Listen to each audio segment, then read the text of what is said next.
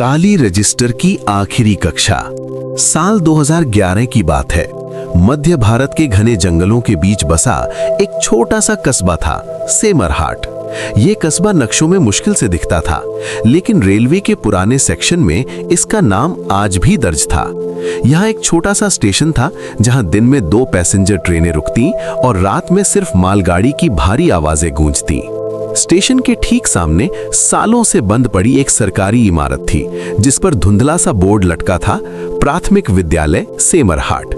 Board पर लिखा साल पढ़ा जा सकता था, स्थापना 1978, बंद 1999।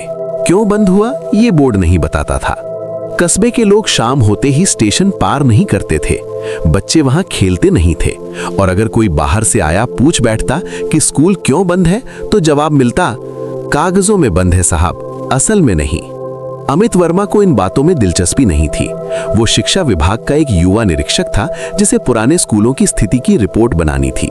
सेमरहाट उसकी लिस्ट में आखिरी नाम था। उसने सोचा था 2 घंटे में काम निपटाकर शाम की ट्रेन से लौट जाएगा। स्टेशन पर उतरते ही उसे अजीब सी खामोशी ने घेर लिया। हवा में सीलन थी, जैसे अभी अभी बारिश हुई हो, लेकिन जमीन सूखी थी। अमित सीधे स्कूल की तरफ बढ़ा। लोहे का गेट आधा खुला था, जैसे किसी ने जानबूझकर उसे बंद न किया हो। अंदर कदम रखते ही उसे लगा कि आवाजें बदल गई हैं। बाहर की दुनिया की हल्की सी हलचल भी भीतर आते ही गायब हो गई। बरामदे में पुराने जूते, टूटी स्लेटें और लकड़ी की मेजें पड़ी थीं। सबसे आखिर में दीवार से टिका एक बड़ा सा लकड़ी का रजिस्टर था, मोटा, काला और धूल से ढका हुआ। अमित ने उसे उठाया। कवर पर कुछ उभरा हुआ था। उंगलियों से साफ करने पर शब्द दिखे, उपस्थिति रजिस्टर। तारीखों का कॉलम 1999 पर आकर रुक जाता था, लेकिन जब उसने पन्ने पलटे तो उसकी सांस अटक गई। आखिरी पन्नों पर नई स्याही थी, तारीखें हाल की थीं और नाम बच्चों के नाम। उसी पल कहीं से घंटी की आवाज आई, बहुत धीमी, जैसे किसी ने जमीन के नीचे धातु पर चोट की हो। अमित ने घड़ी देखी, शाम के 6:05। उसे याद आया कि स्टेशन मास्टर ने प्लेटफॉर्म पर उतरते वक्त कहा था कि अगर घंटी सुनाई दे तो पीछे मत देखिएगा। अमित ने खुद को संभाला और कैमरा निकालकर तस्वीरें लेने लगा। हर क्लिक के साथ उसे लगा कोई और भी क्लिक कर रहा है, जैसे अदृश्य उंगलियां रजिस्टर के पन्ने पलट रही हों।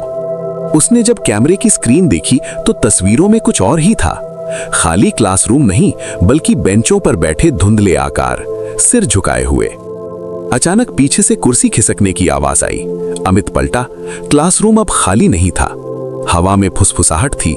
शब्द साफ नहीं थे, लेकिन एक लय थी, जैसे बच्चे एक साथ कुछ दोहरा रहे हों। ब्लैक बोर्ड पर अपने आप लिखावट उभरने लगी, कक्षा शुरू। अमित का दिमाग तर्क ढूंढ रहा था, शायद थकान, शायद डर। उसने जोर से कहा कि यह सब उसकी कल्पना है, लेकिन शब्द कहते ही घंटी जोर से बजी, इस बार बिल्कुल उसके कान के पास। दरवाजा जिससे वो अंदर आया था अब दीवार बन चुका था। खिड़कियों से बाहर सिर्फ अंधेरा था, जबकि बाहर अभी शाम ही थी। बेंचों पर बैठे आकार थोड़े साफ होने लगे। बच्चों की परछाइयां, बिना चेहरे की, लेकिन आंखों की जगह गहरे गड्ढे। उपस्थिति, एक साथ आवाज आई। अमित के हाथ अपने आप रजिस्टर खोलने लगे। उसने पहला नाम पढ़ा। जैसे ही नाम बोला, सामने की परछाई ने सिर उठाया। दूसरे नाम पर दूसरी परछाई। हर नाम के साथ कमरे का तापमान गिरता गया। आखिरी नाम पढ़ते ही जो रजिस्टर में ताजा लिखा था, घंटी लगातार बजने लगी। अचानक दीवारें बदलने लगी। प्लास्टर की नीचे से पुराने दृश्य उभर आए। वही स्कूल, वही कक्षा, शाम का समय, बाहर बारिश, बच्चे अंदर बैठे, शिक्षक बाहर गया और दरवाजा बंद कर दिया। फिर धुआं, आग, बच्चे चिल्ला रहे थे, घंटी बज रही थी मदद के लिए, लेकिन स्टेशन की मालगाड़ी की आवाज में सब दब गया। अमित गिर पड़ा। उसे लगा कि वो भी उस कक्षा का हिस्सा बन गया है। रजिस्टर उसके हाथ से गिरा, लेकिन पन्ने अपने आप पलटते रहे। आखिरी पन्ने पर एक नया नाम उभर रहा था, उसका नाम।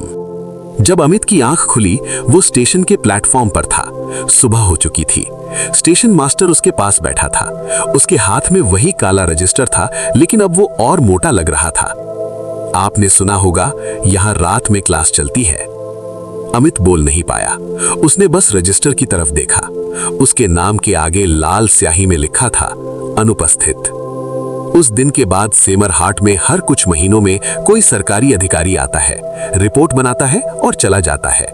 लेकिन स्कूल आज भी बंद नहीं होता, क्योंकि बच्चों का मानना है कि जब तक हर नाम हाजिर नहीं होगा, घंटी बंद नहीं होगी। और अगर रात में स्टेशन से गुजरते वक्त आपको घंटी सुनाई दे, तो रुकिए मत, क्योंकि अगली कक्षा शायद आपकी हो।